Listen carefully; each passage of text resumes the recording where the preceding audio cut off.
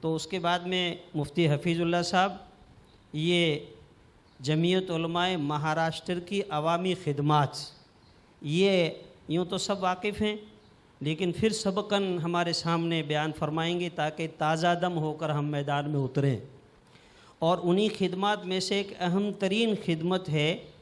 پورے ہندوستان میں مقدمات کی خدمت مظلومین کے لیے جمعیت علماء باطل کے سامنے سینہ سپر ہو کر کھڑی ہے، اور وہ ہم سب کا ایک گویا مشترکہ پلیٹ فارم ہے جس سے یہ خدمت انجام دی جا رہی ہے۔ اس کو حضرت صدر محترم دامت برکاتہم سے میں درخواست کروں گا کہ وہ نمایاں طور سے آپ کے سامنے مزید پیش کریں۔ اس کے بعد میں حضرت مولانا سید اظہر مدنی صاحب دامت برکاتہم کا اس نشست کا آخری خطاب ہوگا، درمیان میں وقفہ ہوگا، ظہر کی نماز اور کھانا، اور اس کے بعد دوسری نشست بڑی ہی اہم اور بہت ضروری ہے جس میں حضرت صدر محترم دامت برکاتہم کا کلیدی خطاب ہوگا، اور ہمیں ایک اعلامیہ کی شکل میں پیغام دیں گے جس کو لے کر کے اپنے اپنے علاقوں میں جانا ہے،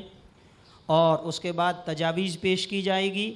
اور تجاویز کے بعد میں اس کا اہتمام کیا گیا ہے کہ سامعین جو ہے وہ اپنے تاثرات پیش کریں۔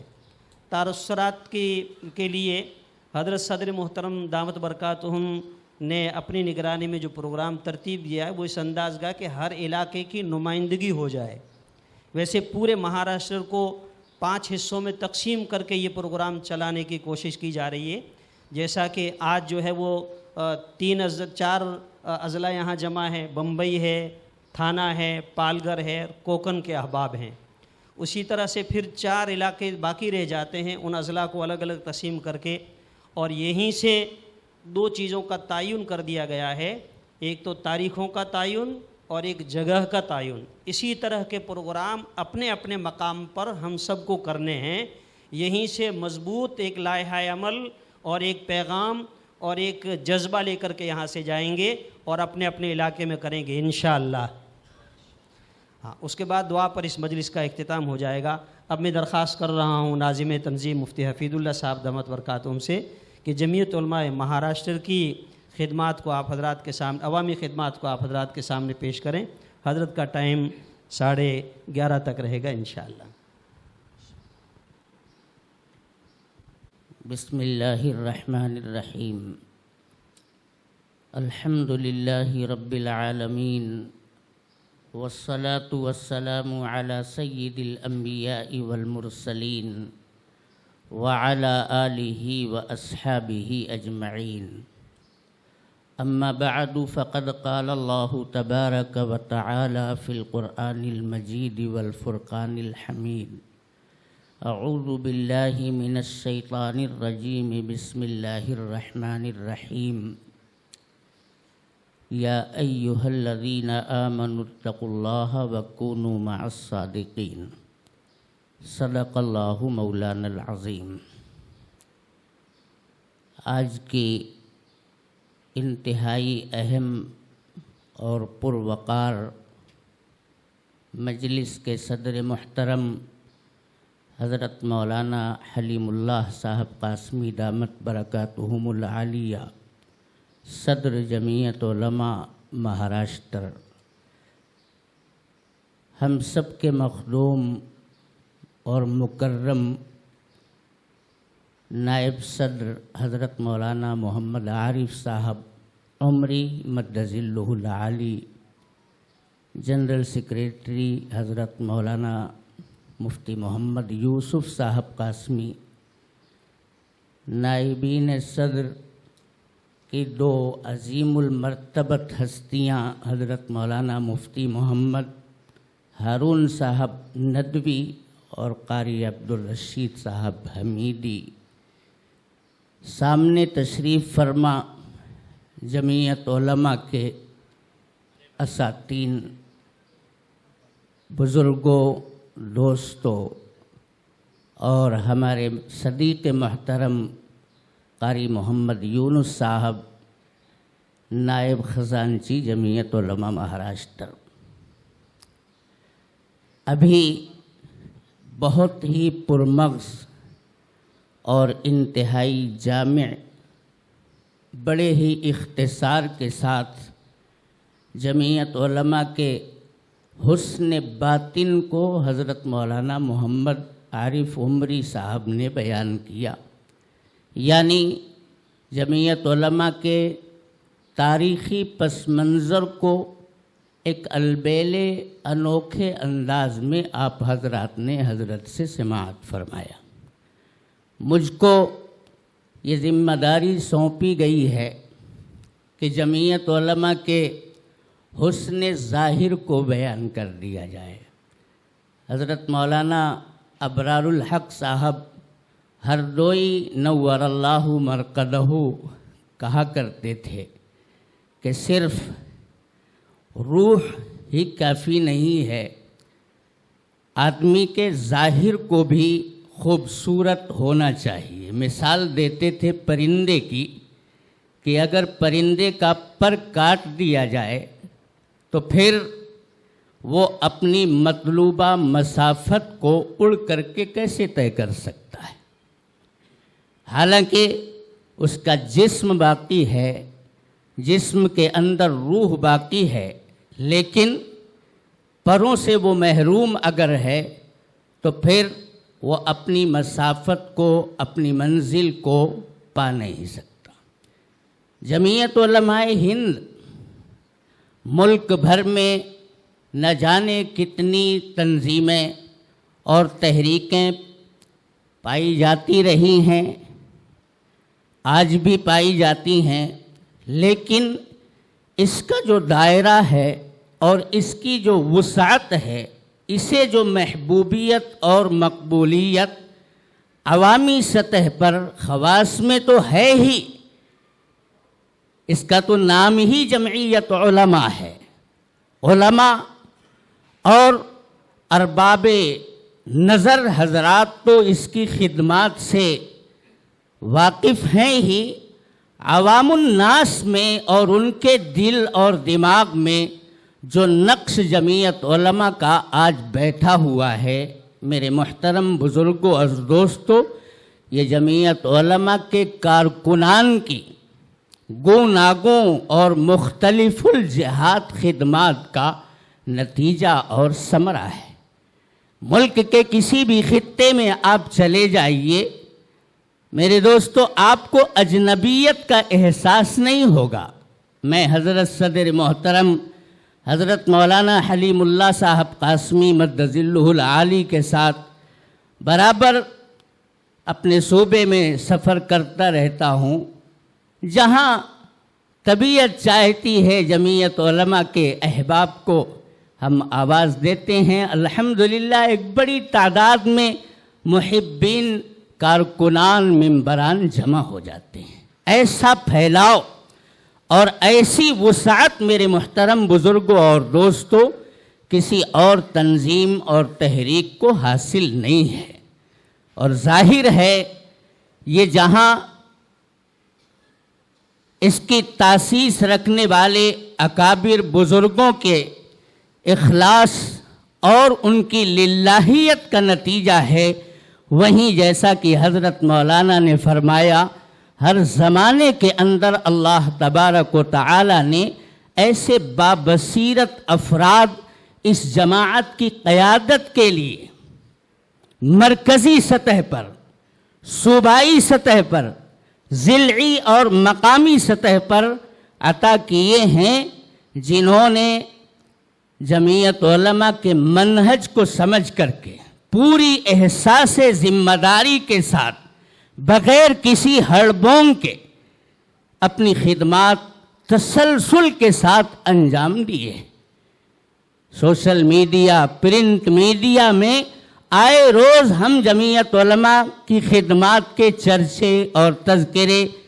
پڑھتے ہیں، سنتے ہیں، اور الحمدللہ اللہ تبارک و تعالی کا شکریہ ادا کرتے ہیں۔ آج یہ میرے دوستو ہم سب کے لیے بڑی خوشی کا موقع ہے کہ ہم سب کے قائد محترم حضرت مولانا سید ارشد مدنی مد ظلہ العالی، جو ایک طرف جانشین شیخ الاسلام ہیں، تو خود اللہ تبارک و تعالی کی ان پر ایسی عنایت ہے میرے دوستوں کہ پورے عالم اسلام کے اندر اتنی قد و قامت اور اتنی بلند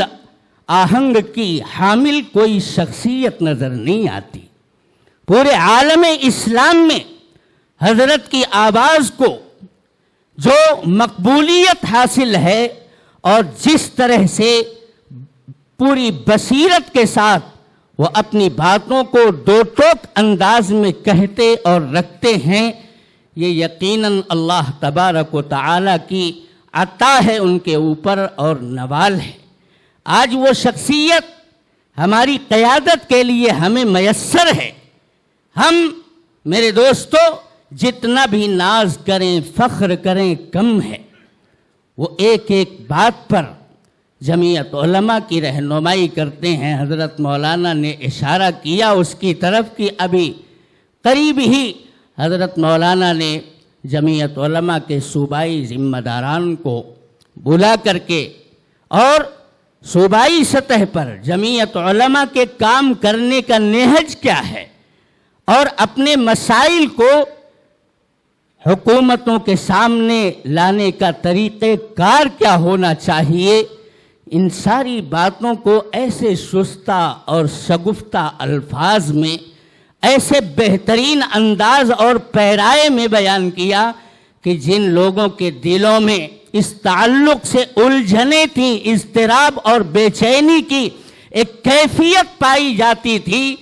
کہ کیوں جمعیت علماء کے اوپر جمود طاری ہے، ان کے سارے خلجان میرے محترم بزرگوں اور دوستوں یخلخت دور ہو گئے۔ تو جمعیت علماء کے کام کرنے کا اپنا ایک انداز ہے اور خدمت کا تو کوئی مرحلہ عوامی سطح پر ایسا آتا ہی نہیں ہے جہاں جمعیت علماء کے احباب میرے دوستو نہ پہنچتے ہوں۔ کسی بھی علاقے میں، کسی بھی خطے میں اگر کوئی افتاد آن پڑتی ہے، زمینی سطح پر، آسمانی سطح پر کوئی بھی افتاد آتی ہے تو جمعیت علماء ہی کی طرف سب کی نگاہیں سب سے پہلے اٹھتی ہیں اور جمعیت علماء ہی سب سے پہلے میدان کے اندر کام کرتی ہوئی نظر بھی آتی ہے۔ کہیں سیلاب آ گیا، آتش زدگی ہو گئی، یا دیکھیے آسام کے اندر جو ایک مسئلہ NRC کے تعلق سے پیدا ہوا، وہاں کوئی تفریق جمعیت علماء کام نہیں کرتی۔ انسانی خدمت کرنا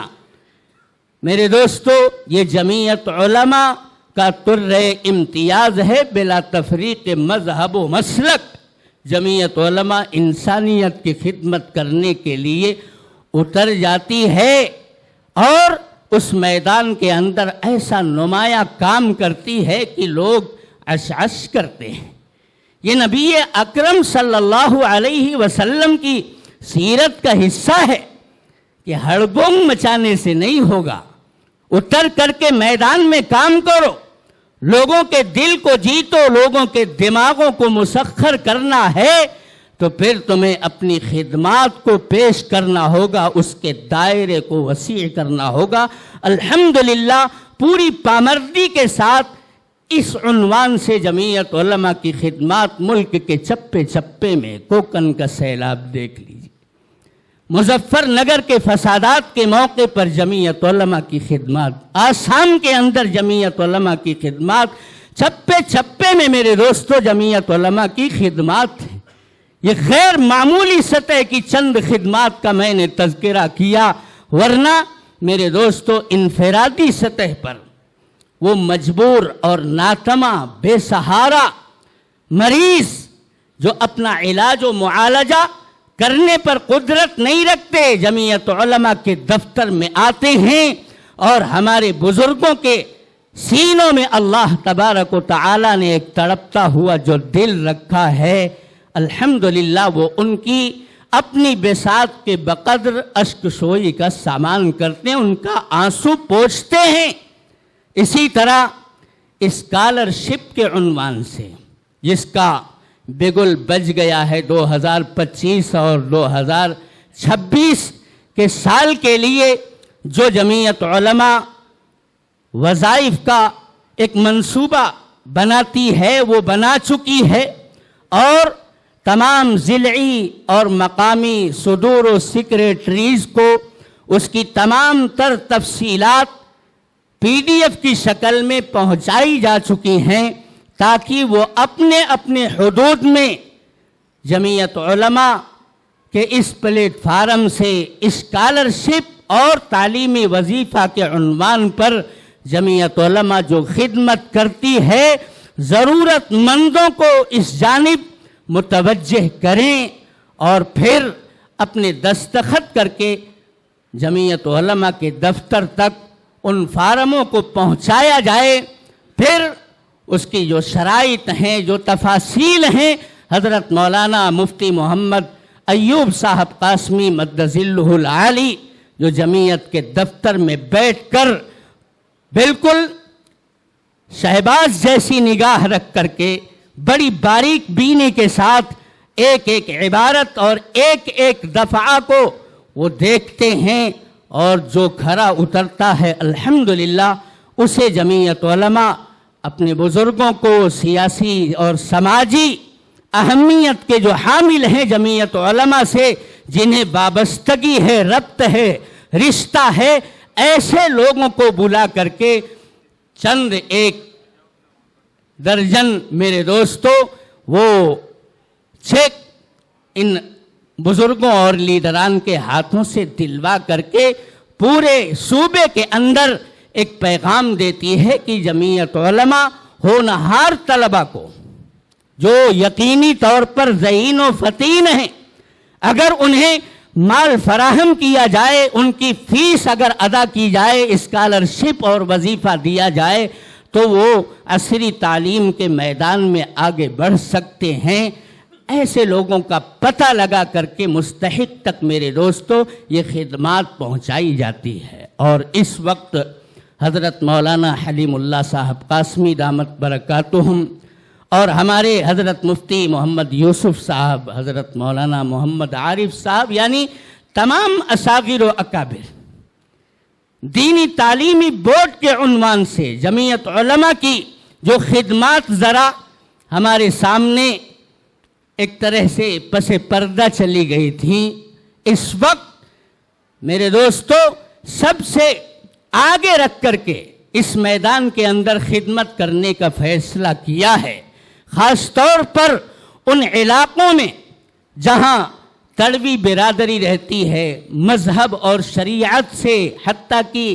کلمہ طیبہ سے بھی ان کی شناسائی نہیں ہے،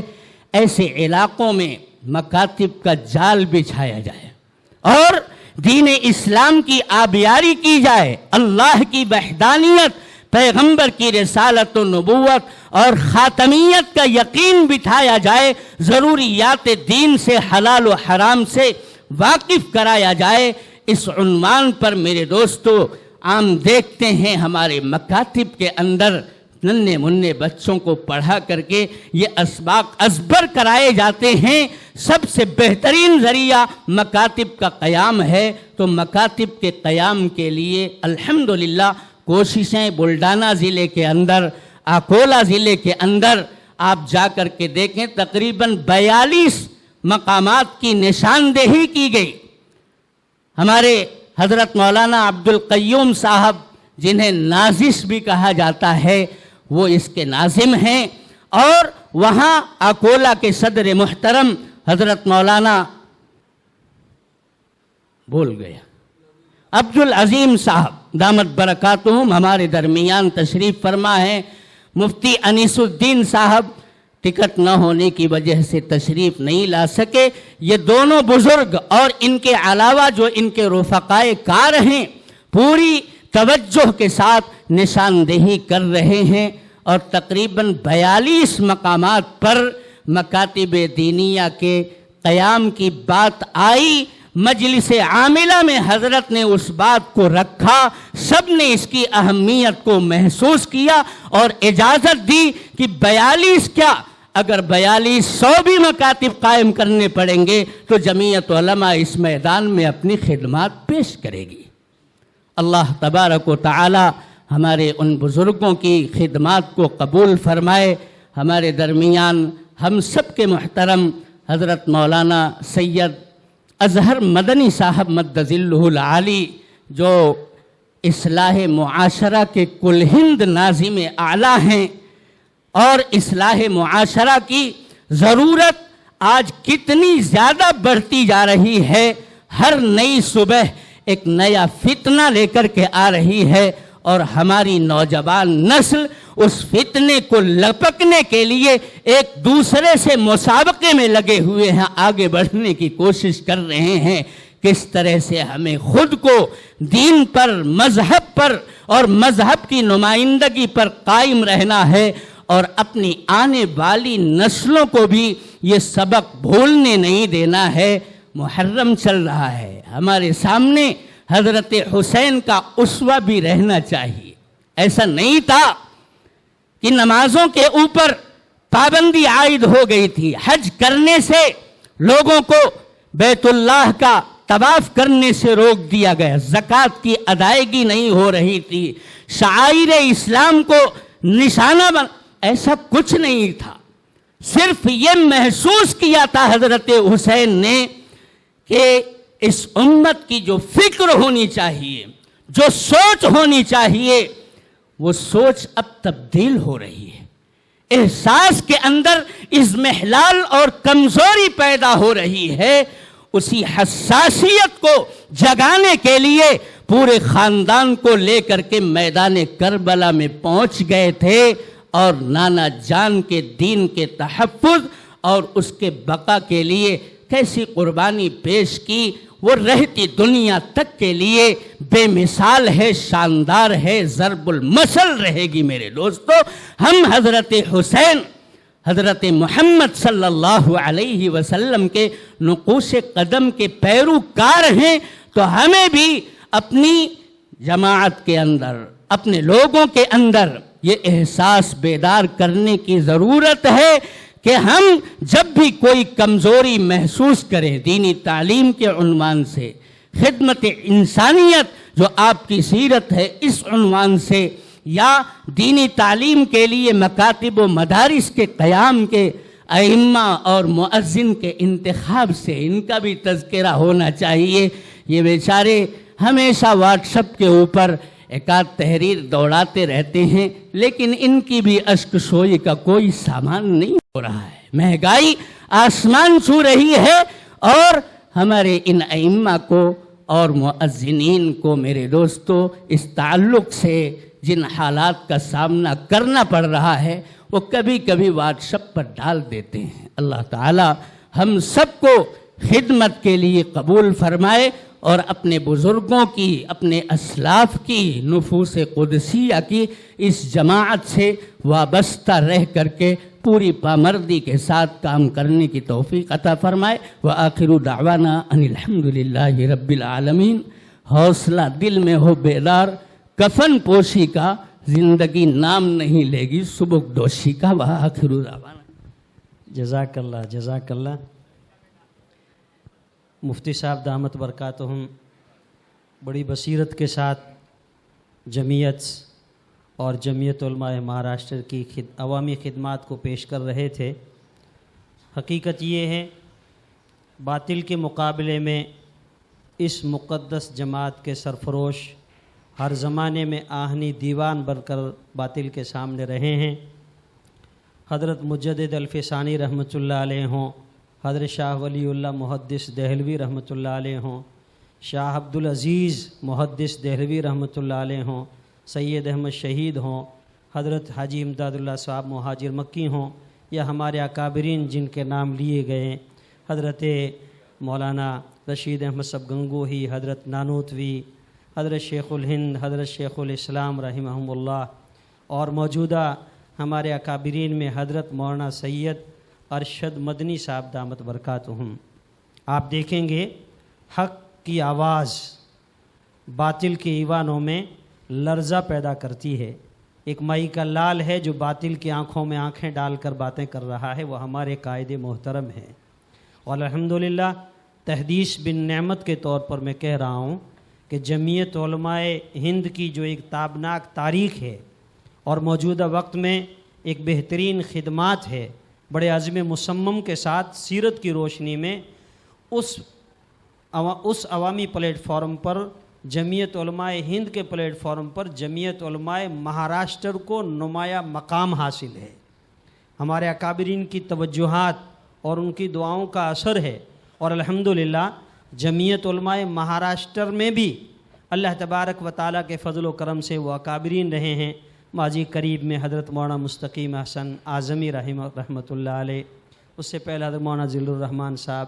حضرت گلزار اعظمی رحمہم اللہ،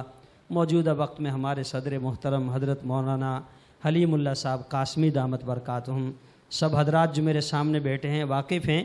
کہ تنظیمی معاملات میں جمعیت کی فکروں کو لے کر ہمارے حضرت صدر محترم دامت برکاتہم ہر ضلع میں، قریے میں، شہر میں، بستیوں میں کس فکر مندی کے ساتھ میں جاتے رہتے ہیں اور ہمیں احساس دلاتے رہتے ہیں، دعائیں کرتے ہیں۔ اللہ تعالی حضرت صدر محترم کی صحت، عافیت، سلامتی میں برکت عطا فرمائے، اللہ ان کا سایہ تادیر ہمارے سروں پر قائم و دائم رکھے۔ یہ پروگرام بھی انہی خدمات کی ایک کڑی ہے۔